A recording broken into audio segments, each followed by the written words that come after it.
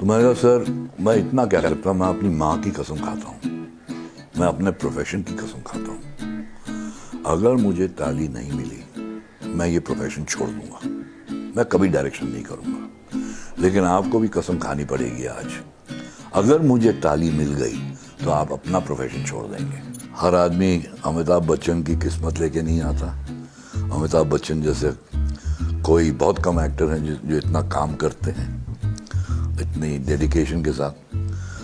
तो आप भूल ही जाइए कि मैं कभी ये सोच भी सकता हूँ कि मैं वही पोजीशन पे होता जैसे अमित जी ये कहा है, अगर मैंने रोल किया होता। उन दिनों में क्योंकि मैं फ्री था, अब्बास साहब हमारे बहुत ही करीब फैमिली मेंबर थे, तो अब्बास साहब एक पिक्चर बना रहे थे 7 हिंदुस्तानी, और अब्बास साहब वैसे भी कुछ बहुत कम पैसे देते थे। तो क्योंकि मैं उनके बेटे की तरह था, उन्होंने कहा बेटे तुम काम करोगे? मैंने कहा हाँ जी करूँगा, क्यों नहीं करूँगा। तो उन्होंने कहा कि 7 हिंदुस्तानी में एक रोल है तुम्हारे लिए बहुत अच्छा, तुम एक्टिंग करो। तो मैंने कहा ज़रूर करेंगे। तो रोज़ हम जाते थे यहाँ पे उनके ऑफिस में, रोज़ शाम को ऑडिशंस भी होती थी दूसरे लोगों की, दूसरे एक्टरों की। और अब्बास साहब का टेम्पर जो है बहुत ख़राब था। तो उसने सोच लिया कि भैया अगर ये तस्वीर पहुंचानी है अब्बास साहब के पास में तो टीनू को दे दो, टीनू बहुत नज़दीक है, उनके ऊपर चिल्लाते नहीं है कभी। तो हमने सिर्फ अमित जी की तस्वीर दी थी कि ये एक्टिंग के शौकीन हैं, कलकत्ते में काम करते हैं, अगर आप इनको बुला लें तो ये आपको ऑडिशन दे सकते हैं। सिर्फ परमिशन चाहिए था, अपने पैसों पे आएगा वो और आपको ऑडिशन देगा। That was the entry of Amit ji. देखिए ऐसे झगड़े तो होते रहते हैं, लेकिन ये मेरा पहला झगड़ा था, मेरी पहली फिल्म थी।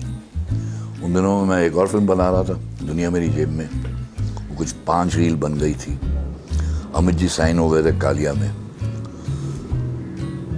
इसके पीछे एक बहुत लंबी कहानी है जो मैं बहुत टाइम लग जाएगा अगर मैं वो कहानी सुनाऊंगा, लेकिन इतना है कि देखिए मेरे फादर राइटर थे और उर्दू उनकी ज़बान थी, और वो ऐसे राइटर थे कि वो कभी किसी एक्टर से को अपना डायलॉग चेंज नहीं करने देते थे, चाहे वो दिलीप कुमार साहब हो, चाहे वो कोई भी एक्टर हो। तो बात यहीं पे आ गई थी। उस दिन अमित जी आए, शायद उनका मूड ठीक नहीं था।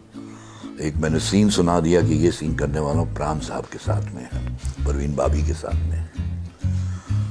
तो उन्होंने आते ही सुनते ही कहा कि मैं ये डायलॉग नहीं बोलूँगा। तो मैंने कहा सर क्यों नहीं बोलेंगे? उन्होंने नहीं बोलूँगा ना, मैं आ रहा हूँ सेट पे, मैं मेकअप करके पहुँच जाऊँगा। तो सेट पे आए तो उन्होंने देखा वही शॉट लगाया हुआ मैंने।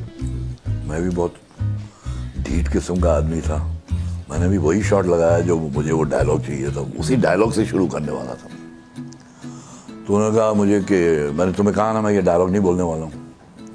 इसे सर आप मुझे ये बताइए क्यों नहीं बोलना चाहते हैं आप? ये डायलॉग बहुत इम्पोर्टेंट है। कल रात को मैं अपने फादर के साथ में 3 बजे तक बैठा रहा हूँ और मैं कह रहा था कि डैड मुझे डायलॉग ताली वाला चाहिए, और ताली वाला डायलॉग नहीं है ये। तो finally he came up with this dialogue जो आप कह रहे हैं कि आप नहीं बोलना चाहते। मुझे मालूम है मुझे इस पे ताली मिलेगी। तुमने कहा तुम्हें कैसे मालूम? कितनी पिक्चर बनाई है तुमने? मैंने कहा एक ही बनाई है सर, यही बना रहा हूँ। मैंने कितने पिक्चरों में काम किया है? तो मैंने कहा जी 40, मैं गिनता तो नहीं हूँ, तब तक वो अच्छे, लेकिन आप बहुत बड़े स्टार हैं, बहुत बड़े एक्टर हैं, 40 पिक्चरों में तो काम कर चुके हैं आप।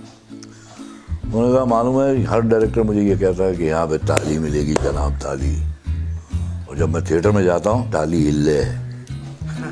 उन्हीं दिनों में वो मद्रास की एक पिक्चर करके आए थे देवर साहब की, दौड़ दो पाँच।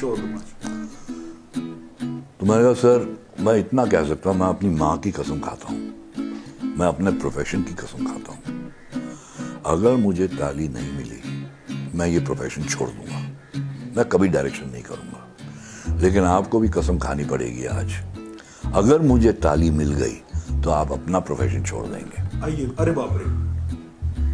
तो एक तो प्राण साहब बैठे हुए थे, परवीन भाभी बैठी हुई थी, मेरा पूरा यूनिट चुप बैठा हुआ था।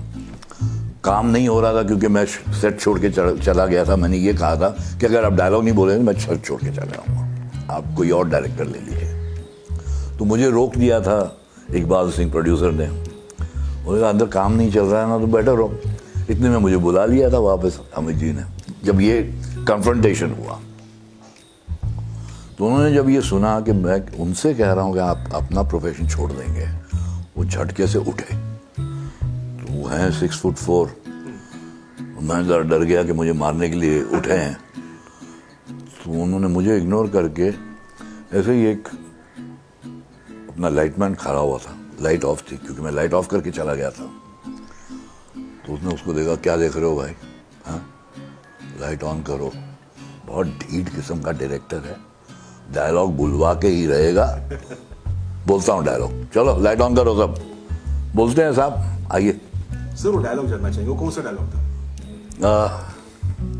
प्राण साहब कहते हैं कि तुम भागे हुए कैदी हो और मेरा फर्ज है तुम्हें जेल वापस पहुंचाऊं।